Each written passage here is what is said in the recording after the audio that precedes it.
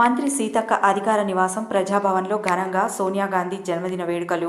సోనియా గాంధీ చిత్రపటం చేతబట్టి జై సోనియమ్మ నినాదాలు చేసిన మంత్రి సీతక్క మాట్లాడుతూ, తెలంగాణ బిడ్డలకు ఇచ్చిన మాట నిలబెట్టుకున్న తల్లి సోనియా గాంధీ అని, తెలంగాణ ప్రదాత సోనియా గాంధీ జన్మదినాన్ని ఘనంగా నిర్వహించుకోవాలని, ఇందిరమ్మ రాజ్యంలో ప్రజాపాలన కొనసాగుతుందని, సోనియా గాంధీ ఆదేశానుసారం ప్రజలకు ఇచ్చిన హామీలను నిలబెట్టుకున్నాం, నిరుద్యోగులకు ఉద్యోగాలు కల్పించాం, ప్రభుత్వ ఉద్యోగులకు ప్రమోషన్లు కల్పించాం, రైతన్నలను రుణ విముక్తులు చేశాం.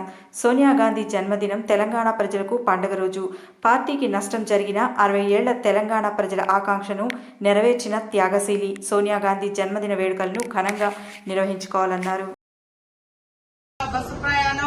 ప్రతి పేదింటి బిడ్డ గుడిసెలో ఉన్నా కూడా వెలుతురును స్వీకరించేందుకు ఉచితంగా 200 యూనిట్ల కరెంటు, అదేవిధంగా పేదవాళ్ళందరూ కూడా ఆత్మగౌరవంతో సెక్యూర్గా బతకాలని గృహ నిర్మాణాలు, ఇలా అనేక సంక్షేమ కార్యక్రమాలను ఇందిరమ్మ రాజ్యంలో సోనియమ్మ ఆదేశాలనుసారము సీఎం రేవంత్ రెడ్డి గారి ప్రభుత్వము నిర్వహించడం జరుగుతూ ఉంది. 1 ఇయర్ అయిన సందర్భంగా అదేవిధంగా ఈరోజు సోనియమ్మ బర్త్డే కూడా ఘనంగా నిర్వహించుకుంటూ, తల్లి అంటే సోనియమ్మలాగా ఉండాలి, బిడ్డలకు ఇచ్చిన మాటను నిలబెట్టుకున్నటువంటి తల్లి.